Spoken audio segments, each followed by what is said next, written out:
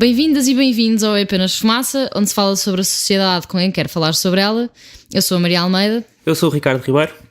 E hoje temos como convidada a Maria João Pires, blogger com o nome She's No Good. Escreveu para o Homenage à Trois, no Sim Referendo, no 5 Dias e também no Jugular, onde ainda escreve. Fez parte da direção do Livre e faz parte do projeto Mulher Não Entra e do projeto Geringonça. Bem-vinda. Olá, obrigada pelo convite, primeiro que tudo. A Maria Antónia Paula lançou em 1976, em conjunto com a Antónia de Souza, uma reportagem chamada O Aborto Não é um Crime, onde se vê um aborto clandestino a ser feito com uma bomba de encher pneus de bicicleta. Isto foi em 1976 e só em 2007 foi despenalizado o aborto por decisão da mulher. Porquê é que demorámos tanto tempo a chegar aqui? Esse é um dos grandes mistérios e se calhar uma das grandes revoltas das mulheres da minha idade. 10 anos antes de 2007 houve uma votação na Assembleia da República. Eu não sei se vocês, já agora começamos pela história, quer dizer, em 84, 85, houve uma primeira lei do aborto que permitia o aborto em casos específicos, violação, malformação do feto, etc. Mas a questão do aborto, desde os anos 70, que era um dos temas básicos do feminismo europeu, e obviamente Portugal não era alheio a isso. Depois, portanto, em meados da década de 90, avança-se finalmente para uma lei mais respeitadora daquilo que estava verdadeiramente em causa, que era o direito de decidir livremente sobre a possibilidade ou não de se ser mãe. A lei passa na Assembleia da República. Muitas mulheres deste país, entre as quais me contava eu, bastante mais jovem, exultámos com a votação, e de repente, num volte-face que muitos e muitas não desculpam ao então Primeiro-Ministro António Guterres, resolve-se que a lei, para avançar, teria que ser ratificada em referendo. Esse referendo foi talvez a pior noite eleitoral da minha vida, e eu já tive muitas más noites eleitorais, até porque a primeira vez que votei foi a primeira vez que Cavaco Silva ganhou umas eleições. Portanto, a minha história eleitoral não é a coisa mais famosa do mundo, mas essa deve ter sido a pior noite eleitoral da minha vida. Todas as sondagens, todos os estudos sociológicos, etc., apontavam para uma maioria incontestável dos partidários da despenalização do aborto em Portugal, e eis que num glorioso dia de sol que convidava à praia, houve um índice de abstenção brutal e muito provavelmente por isso a lei é chumbada no referendo, que não teve uma participação que o fazia ser vinculativo, mas vingou a ideia de que o resultado do referendo era vinculativo. Mas porquê é que foi decidido em 1988 que teria de haver um referendo? Não foi 88, foi 98. Em 98, desculpa. Aí fala-se de aponta-se como uma dos motivos principais o catolicismo assumido de António Guterres, que é hoje secretário-geral da ONU, e portanto terá havido uma entente entre os dois maiores partidos portugueses, portanto na altura liderados o PS por Guterres, o PSD por Marcelo, ambos contrários por motivos religiosos, ambos contrários à lei, que terão tentado dessa forma criar mais um empecilho para esse passo tão importante. E depois, como eu vos estava a dizer, foi uma das piores noites da minha vida, e eu posso dizer palavrões. Posso, pronto. Eu lembro-me que disse que se fodam as mulheres do meu país, porque eu, burguesinha assumida que era, tinha condições para fazer um aborto clandestino em Portugal ou legal noutro sítio qualquer da Europa, se quisesse, porque tinha condições económicas para isso. Não era a mim, quer dizer, obviamente a mim lesava-me por motivos de princípio, mas em termos materiais e objetivos, não eram mulheres como eu as que mais seriam prejudicadas por aquela completa ausência de militância e por aquela brutal abstenção. Portanto, fiquei furiosa, fiquei mesmo... Foi assim uma espécie de murro no estômago, e depois foram 10 anos de uma longa caminhada, quase 10 anos de uma longa caminhada pelo deserto, em que nunca se davam os passos necessários para a coisa acontecer. Depois, obviamente, havia questões políticas importantes, houve, durante esses 10 anos, maiorias que permitiriam que não fosse necessário um novo referendo. Havia, logo em 2005, havia uma maioria de esquerda em Portugal, portanto a coisa podia perfeitamente limitar-se a passar na Assembleia da República, e muitos defendiam que seria perfeitamente legítimo que isso acontecesse. Em termos políticos, eu percebo que para ultrapassar um referendo, talvez fosse necessário outro referendo. Não era fundamental, mas consigo entender que isso tenha acontecido. E, portanto... Mas não te parece estranho que temas de direitos humanos tenham que ser referendados? Parece-me absolutamente abusivo. Enquanto que temas como economia não precisam. Parece-me absolutamente abusivo, e parece-me absolutamente quase surreal. Mas, como te digo, em termos políticos quase percebo, quase que entendo, quase admito que ultrapassar um referendo com outro referendo era fundamental. Mas confesso que não me era confortável.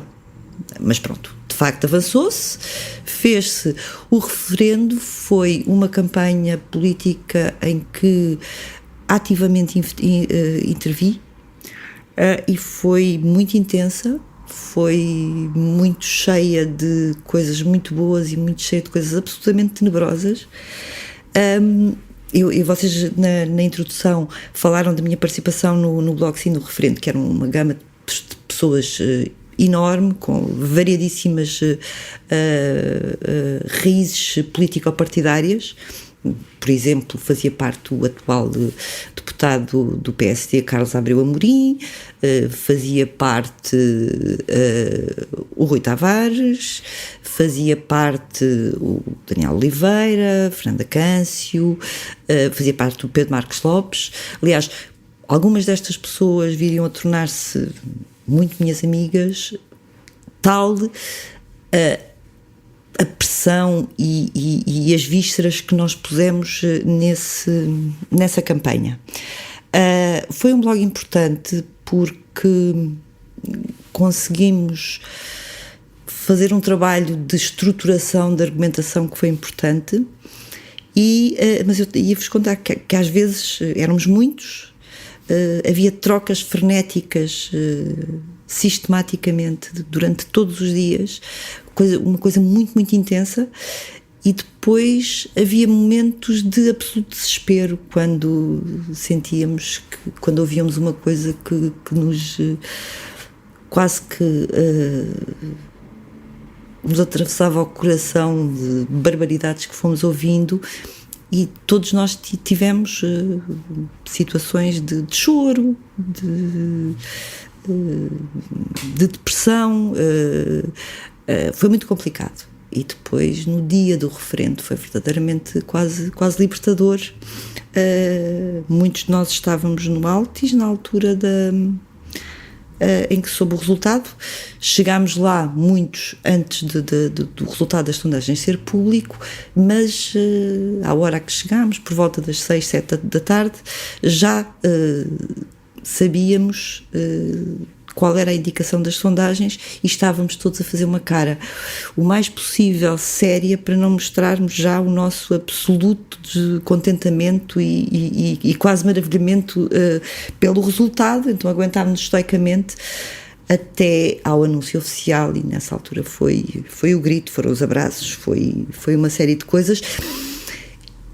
E foi uma série de coisas que transcendeu em muito a despenalização da interrupção voluntária de gravidez. Eu, quando olho para os últimos 10 anos, porque isto foi há 10 anos, quando olho para os últimos 10 anos em Portugal, acho que houve aquele dia, portanto o 11 de fevereiro de 2007, foi uma espécie do primeiro dia de uma série de direitos e de respeito pelas liberdades individuais. Muito rapidamente há outros temas que são introduzidos no espaço mediático, e estou a lembrar-me de essencialmente temáticas LGBT, do acesso ao casamento civil por parte dos homossexuais, da adoção, etc, etc. Portanto, muito rapidamente, de repente, Portugal, que estava no pelotão traseiro de algumas lutas de direitos civis em relação a mulheres e minorias sexuais, de repente dá um salto colossal. E quando nós olhamos neste momento para o mapa mundial dos direitos legislados, estamos claramente no pelotão da frente. Portanto, foi mesmo uma espécie de o primeiro dia de um Portugal que é francamente melhor nestas áreas. Se nós olharmos hoje para a legislação portuguesa, naquilo que diz respeito ao aborto, segundo o artigo 142, a interrupção voluntária da gravidez não é punível se for realizada por opção da mulher nas primeiras 10 semanas de gravidez, sendo que a mulher é obrigada a ter um período de reflexão não inferior a 3 dias. Tu achas que esta lei se ajusta à nossa realidade? Concordas? É assim, se me perguntassem na altura anterior à lei se esse prazo, por exemplo, era aquele que eu preferia, talvez não. Talvez prolongasse mais. A norma é normalmente as 12 semanas. Na Bélgica são 12 semanas, na França, na Alemanha, na Itália. São 14 semanas em Espanha. Sim, mas a norma mais consensual são as 12 semanas e, portanto, não faz muito sentido a história das 10 semanas em Portugal, mas também não é dramático, porque, de facto, a partir uma mulher tem a primeira falha às 5 semanas, portanto, isso normalmente dá tempo para decidir e para avançar com o processo. Portanto, não me choca de todo. E achas que em relação aos 3 dias de reflexão? Os 3 dias de reflexão são um bocadinho, falando bem depressa, são um bocadinho areia para os olhos, mas também não me choca, desde que 3 dias de reflexão a solo. Aconselhamentos, não, muito obrigado. Portanto, esses 3 dias é a mediação entre dizer que quer fazer uma interrupção e marcar uma interrupção e dizerem que tem mesmo a certeza. Portanto, também não me é propriamente chocante, desde que ninguém me tente convencer do contrário. Os aconselhamentos e isso é que me perturba francamente. Mas não me choca. Que foi sugerido recentemente. E que foi sugerido, foi legislado, esteve em vigor e depois felizmente, recuou-se. O meu único problema, já agora, eu na altura, em 2007, tinha um único problema que continuo a ter, que tem a ver com a gravidez de menores. Portanto, em Portugal, os pais são chamados a tomar, a acompanhar os menores e a dar, no fundo, a sua autorização para o menor fazer uma interrupção de gravidez. Eu confesso que prefiro o modelo francês, em que há um maior de idade, uma espécie de tutor que acompanha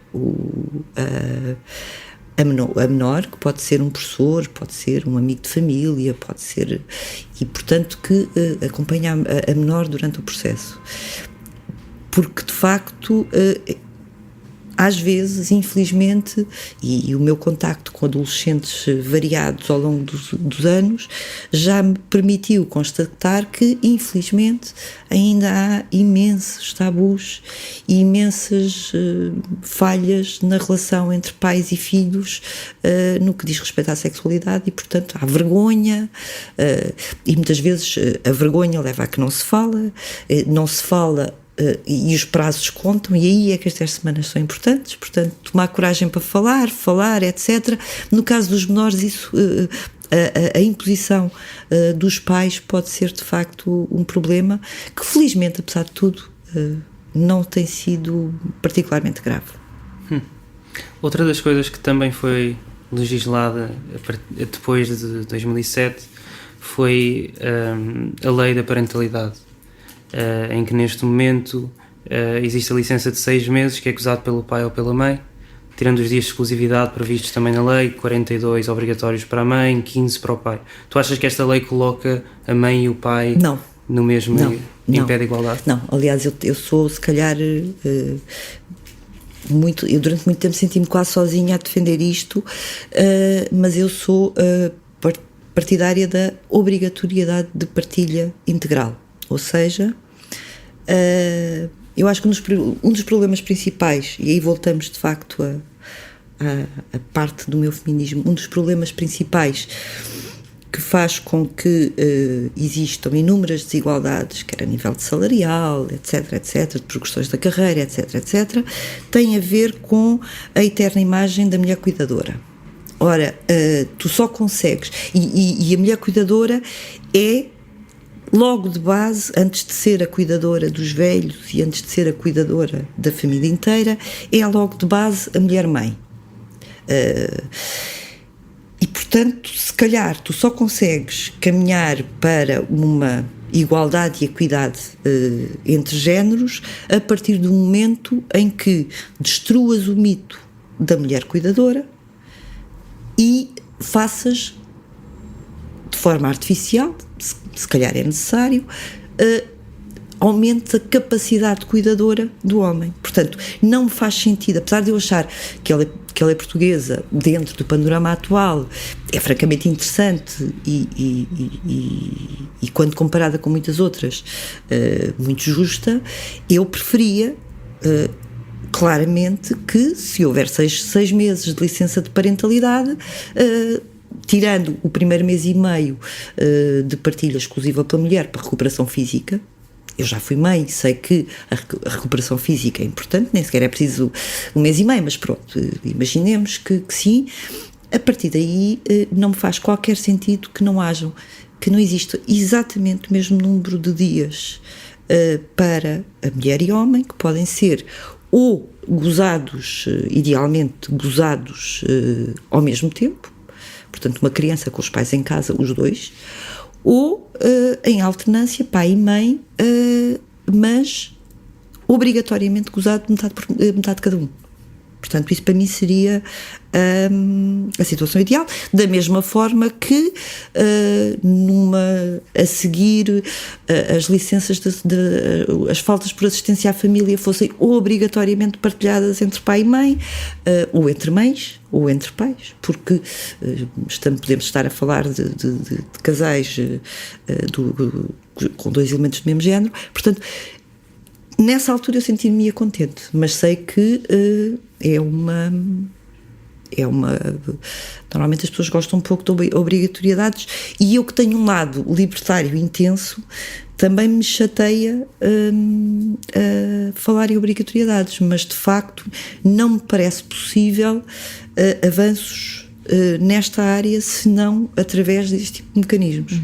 Tu há pouco falavas do papel da mulher como cuidadora, e recentemente este ano foi feito um inquérito, foi realizado pela GfK e pelo Social Data Lab, em que 72% dos homens consideram que a mulher é a pessoa mais competente para lavar e cuidar da roupa, e 2% acham que o homem é mais competente.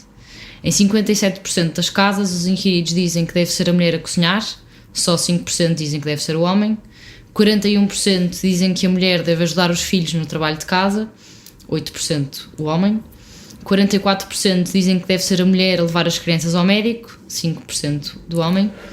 E nas tarefas domésticas, apenas a bricolagem é que os números diferem. Inversa, os números são inversos. Eu acho particularmente interessante esses números. Há também feitos em Portugal, se não me engano, e acho particularmente interessantes. Este é de Portugal. Sim, este é de Portugal. Foi feito mais uma vez. Este estudo é feito em 2017, fevereiro de 2017. Exato, e é particularmente interessante quando os resultados são divididos por género, em que me faz muitíssima impressão o atestado de incapacidade que uma percentagem brutal de homens passa a si próprio. Porque não sei se vocês têm os números por género, mas quando 50% do total diz que a mãe cuida melhor dos filhos do que o pai, os próprios homens têm quase esse número, portanto é quase assustador. Mas é um caldo cultural que custa a arrebentar, e eu acho que custa a arrebentar e tem que ser arrebentado à força, porque não acredito, ou seja, inevitavelmente, com o passar do tempo, muito lentamente, essas coisas acabam por sofrer erosão, mas acelerar o processo não custa nada. Como é que tu mudas isto? Mudas isto com, olha, a história das licenças de parentalidade, por exemplo, é, para mim, fundamental. Mudas isto com muita educação. Eu acho que uma educação para a igualdade, uma vertente de formação na escolaridade obrigatória com uma educação para a igualdade é fundamental. É fundamental as criancinhas deixarem de ser confrontadas com livros, com manuais escolares em que há os estereótipos de género que o pai leva no carro em viagens de férias e a mãe faz o jantar. No fundo, eu acho que é um trabalho... Eu sou licenciada em História, isto é uma pequena à parte, e há um senhor muito conhecido, um historiador muito conhecido, que é o Fernand Braudel, que tem, simplificando muito,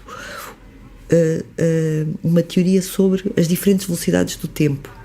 E o tempo cultural, o tempo das mentalidades, é o tempo mais longo e mais lento da história da humanidade. Portanto, os tempos económicos são mais rápidos, os políticos ainda mais rápidos frequentemente, e o tempo da cultura e das mentalidades é de facto o tempo lento. Só que às vezes a urgência é muita, e a urgência é muita, e quando a urgência é muita criam-se mecanismos para ultrapassar problemas que estão identificados. Vejamos, por exemplo, as cotas. Quando muitas pessoas me dizem, mas tu como mulher não te sentes mal por haver necessidade de uma lei de cotas para... Eu, à partida,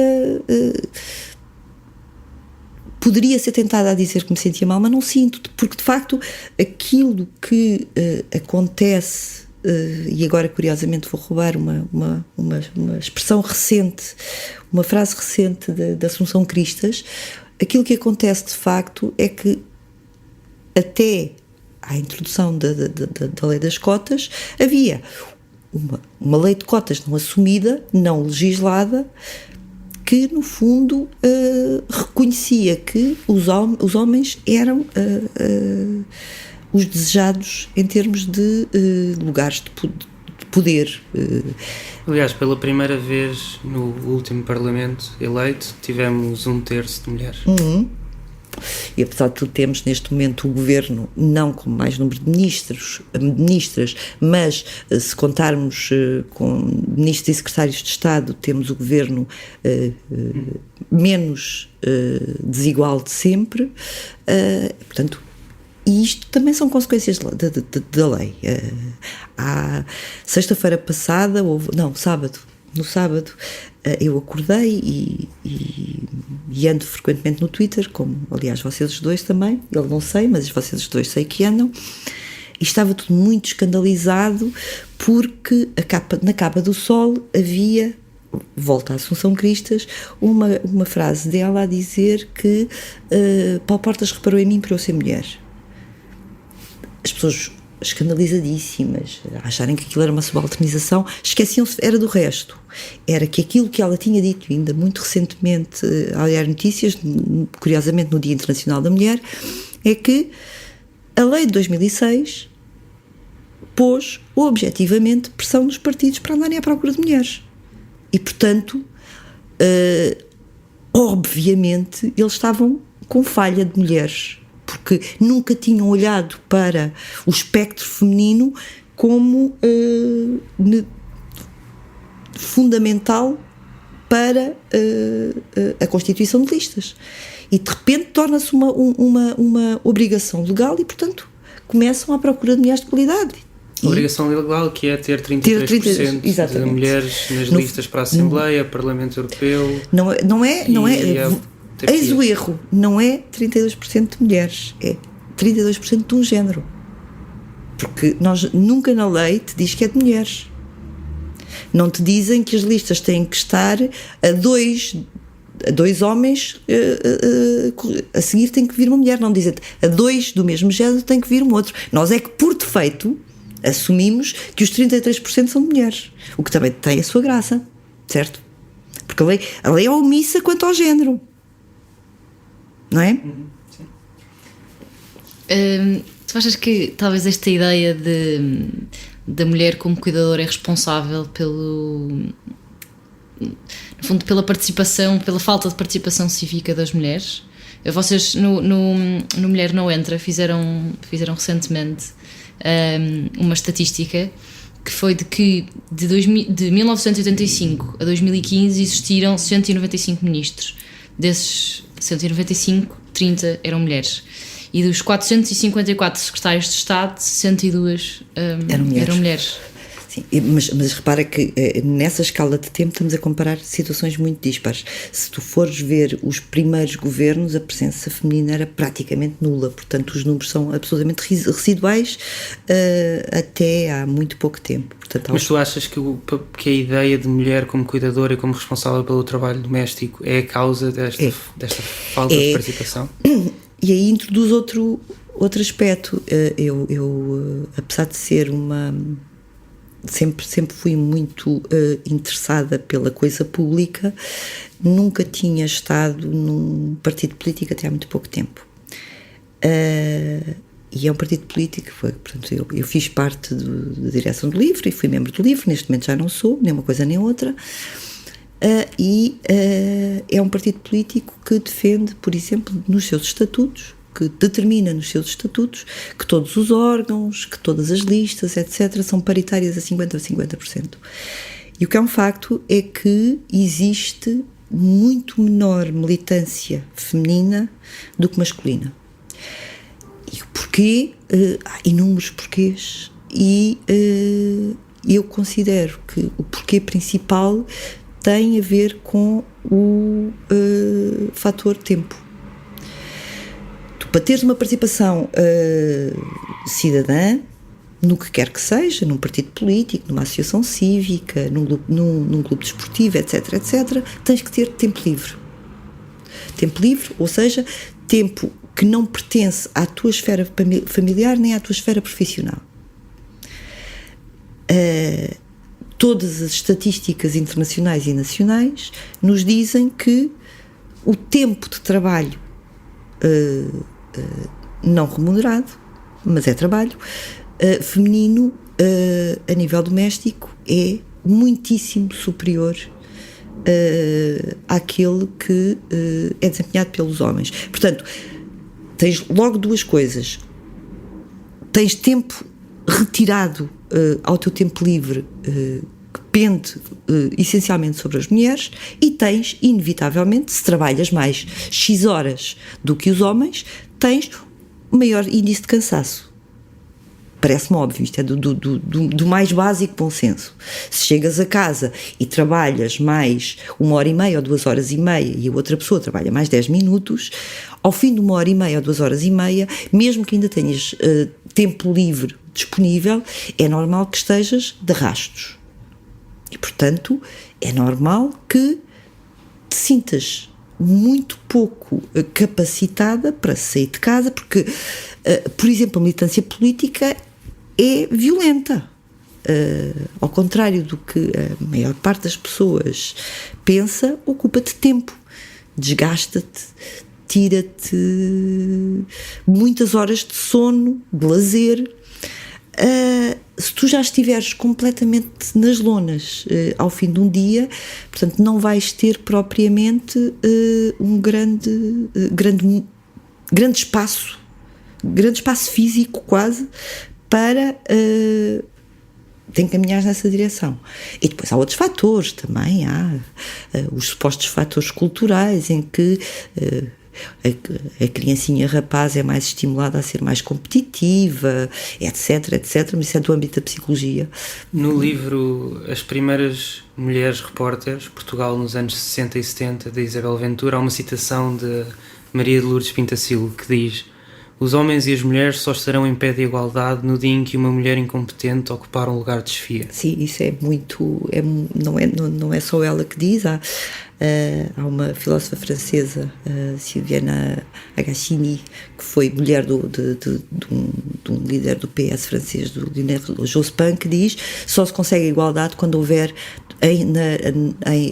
nos níveis de poder o mesmo número de mulheres medíocres que de homens medíocres. Portanto, não é tanto uma mulher medíocre ser o supra-sumo da barbatana, mas a nível das esferas de poder a mediocridade ser equitativa.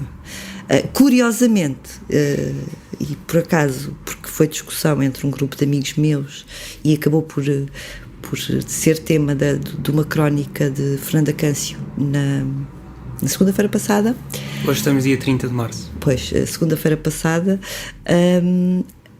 há um estudo de uns economistas políticos que estudaram qual tinha sido o efeito das cotas introduzidas na Suécia a nível da meritocracia, do mérito. Havia Voz Populi que dizia que a introdução das cotas faria com que mulheres medíocres subissem, e curiosamente o que eles constataram através de uma série de índices foi que a qualidade das mulheres, que era muito alta antes das cotas, se manteve muito alta. Pelo contrário, a qualidade média dos homens subiu muitíssimo, porque ao diminuir-se o número de lugares vagos para os homens, aumentou-se a competição e só os mais qualificados conseguiram chegar. Portanto, é um efeito muito curioso que eu gostava de ver replicado noutros países que, para além da Suécia, mas gostava de ver isso feito mais vezes. Nós há pouco falávamos da Maria Lourdes Pintacilgo, e ela em 1979 foi até agora a única primeira-ministra em Portugal. Já agora, não é propriamente inocente que algumas das grandes mulheres do século XX, e a Maria Lourdes Pintacilgo em Portugal, tenham sido mulheres solteiras e sem filhos. Portanto, eu acho que por aqui dá para perceber onde é que eu quero chegar. Tu achas que as pessoas se lembram dela ter sido primeira-ministra? Depende. Eu acho que foi marcante, apesar de ela ter sido primeira-ministra muito pouco tempo. Ela foi ministra 100 dias, se não me engano. Acho que foi ela dos 100 dias. Já estou baralhada se foi ela. Às vezes eu tenho uma grande memória, mas como estou cansada, posso estar em curto-circuito. Mas é assim, foi de facto importante e... mesmo que para muitos a Maria de Lourdes Pintacilgo não tenha marcado como primeira-ministro, marcou claramente como a primeira candidata a Presidente da República numas eleições particularmente interessantes para a esquerda portuguesa, e aí fez claramente história. Achas que as pessoas que nasceram depois de 79 sabem que tivemos uma primeira-ministra? Isso é muito complicado de responder. Eu tenho 2 filhos ambos nascidos naturalmente depois de 79, porque em 79 eu tinha 13 anos, e é-me difícil perceber o que é que a maior parte dos mais novos sabem ou não sabem, porque acho que os meus filhos estão contaminados pela minha existência. O facto de eu falar frequentemente do passado, o facto da história ser uma coisa, a história e a política serem coisas importantes para mim, inevitavelmente dá conversas em casa, e portanto eu tenho a certeza que os meus filhos e os miúdos da minha família são capazes de saber que houve uma primeira-ministra chamada Maria Lourdes Pintacilgo. Os outros miúdos tenho miúdos e não tão miúdos assim, se calhar tenho algumas dúvidas, e aí os nossos mídias seriam veículos fundamentais, e a nossa escola também, para trazer essas recordações à tona. Sim, agora já que estás a falar de mídia, vocês no Mulher Não Entra têm denunciado muitas das coisas que têm acontecido nos mídias em Portugal. E nós temos aqui um exemplo, que foi uma capa no Público de 27 de dezembro de 2016, onde Sim. se lê: o que esperar de 2017? 10 cronistas do Público antecipam o que vai mudar em Portugal e no mundo. Como vocês dizem na publicação, desses 10 cronistas, 0 são mulheres. Como é que se combate esta falta de representatividade? Essa falta de representatividade também se combate expondo-a, e é um bocadinho por causa disso que surge o Mulher Não Entra, projeto ao qual eu estou ligada desde o início, não tendo estado na base, no núcleo duro dos criadores. Foram 3 jovens homens que, perante um eixo do mal cheio de homens de cabelo grisalho, numa noite de uma sexta-feira, no eixo do mal não, desculpem, expresso da meia-noite, começaram, mais uma vez, numa conversa do Twitter, a trocar bocas sobre em Portugal só tem opinião quem é velho e quem é homem. E nessa noite resolveram eles os 3 vamos falar disto e vamos criar qualquer coisa, e assim surge Mulher Não Entra. E como já sabiam que eu sou uma mulher fácil, chatearam-me e perguntaram-me: João, alinhas? E eu alinhei.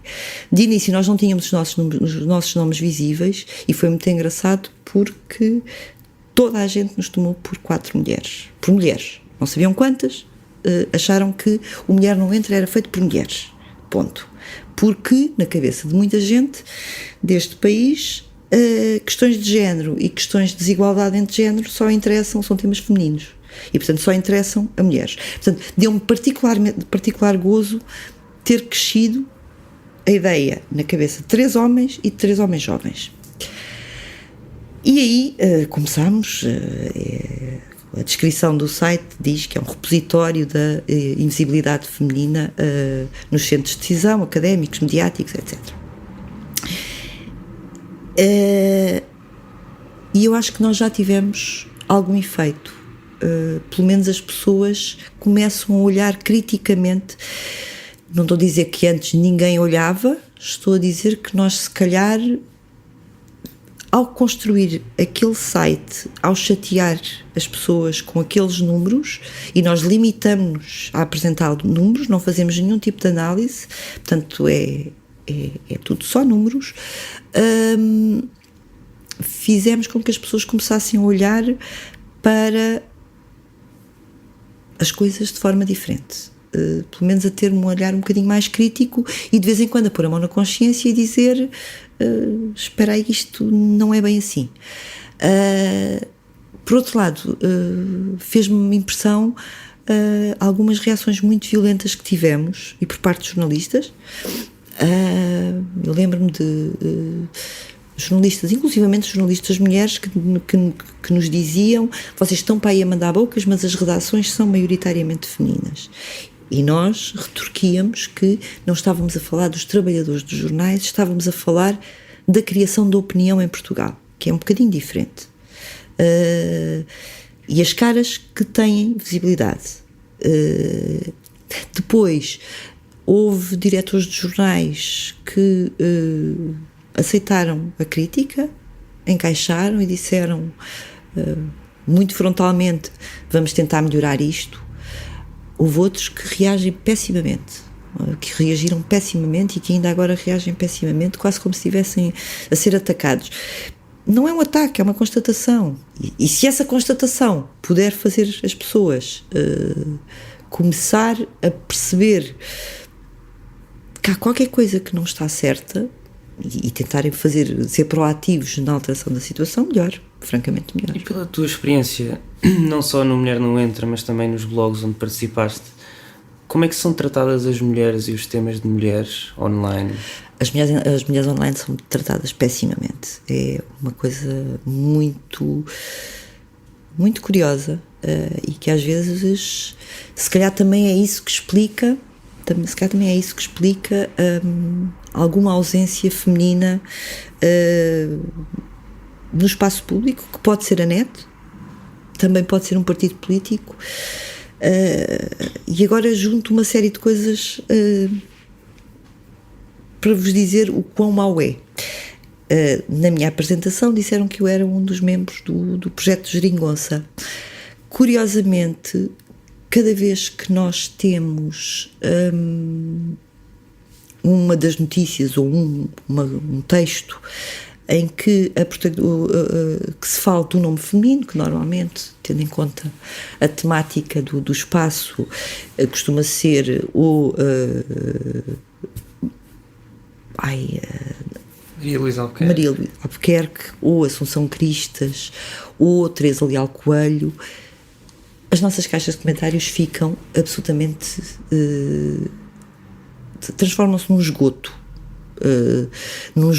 de sexismo, num esgoto de comentários do mais reais que se pode imaginar, e somos obrigados a fazer barrela sem problema nenhum. Portanto, limpamos, porque de facto é absolutamente inacreditável, e eu tenho esta experiência a tratar da caixa dos comentários quando se fala sobre mulheres políticas, ou como blogger num blog muito feminino, em que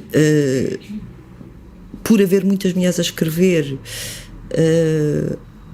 as ofensas muito rascas, normalmente relacionadas inevitavelmente com aquilo que eu chamo o hemisfério sul, eram diárias. Portanto, nós, se éramos assertivas, se discutíamos temas, se nos batíamos pela igualdade, era porque éramos feias, gordas, mal fedidas, que devíamos era ter um gasto dos empalaços a sério. Portanto, isto era o pão nosso de cada dia, das vozes femininas assertivas online e no espaço público. Portanto, é uma experiência e tanto. Não é aconselhável a menores e não é aconselhável a almas sensíveis. Nós estamos mesmo a chegar ao fim. Tudo bem. Num texto publicado em 1981 na Reflexão Cristã, Maria de Lourdes Pintacilgo escreve: convenhamos que feminismo é uma palavra velha. Faz pensar nas sufragistas da Belle Époque. Sem força dinâmica. Quantos ismos percorreram o século XX? Também não gosto da palavra, só o uso por ter comodidade de análise. Tu achas que hoje a palavra continua a ser velha e com má reputação? Eu acho que, curiosamente, isso é muito... a minha idade permite-me estar bastante contente, porque os últimos anos quase que deram uma nova vida ao feminismo. Quando eu era relativamente jovem, as opiniões que imperavam, que dominavam, eram opiniões como a da Maria Lourdes Pintacilgo, ou há uma célebre sessão da Assembleia da República em que Natália Correia diz umas aberrações a propósito da palavra feminismo. O feminismo era quase olhado... eu acho que temos que pensar também quais eram as mulheres que se expressavam sobre o tema. Normalmente eram mulheres do milite elite muito elitista a nível intelectual e, portanto, que viviam numa redoma relativamente protegida. E se calhar isso fazia com que elas não tivessem contacto efetivo com a dura realidade dos factos. Por outro lado, eu acho que viviam quase enganadas com a esperança de, pós os primeiros passos, isto agora vai ser sempre a abrir e daqui a 10 anos estamos a cantar, entramos nos amanhãs que cantam. E para mulheres da minha geração, portanto eu tenho 50 anos, nós conhecemos essas primeiras mulheres com presença pública quando éramos jovens. Passámos a vida inteira a pensar que um dia, se tivéssemos filhos, as nossas filhas já não iriam ser sujeitas a uma série de coisas que nós tínhamos sido sujeitas, e depois chegamos à segunda década do século XXI e percebemos que, apesar dos progressos monumentais, apesar dos progressos brutais, há um longuíssimo caminho a percorrer, e de repente isto quase que dá um novo elan aos feminismos, porque não há um feminismo, há vários feministas, há vários feminismos, alguns dos quais que me arrepiam. Eu não me consigo identificar com todas as correntes feministas que existem, nem de longe nem de perto. Este foi mais um episódio do É Apenas Fumaça, onde se fala sobre a sociedade com quem quer falar sobre ela. Muito obrigado, Maria João. De nada, obrigada eu. O É Apenas Fumaça é produzido por Bernardo Afonso, que é o tal outro na sala e que não tem Twitter. O Frederico Raposo, Maria Almeida, Pedro Zuzarte, Pedro Cardoso, Pedro Santos, Tomás Pereira e por mim, Ricardo Ribeiro. A música é dos Lotus Fever. Ouçam mais episódios em apenasfumaca.pt ou no iTunes, SoundCloud, YouTube, Sapo24, Comunidade de Cultura e Arte e noutras aplicações de podcasts. Até já.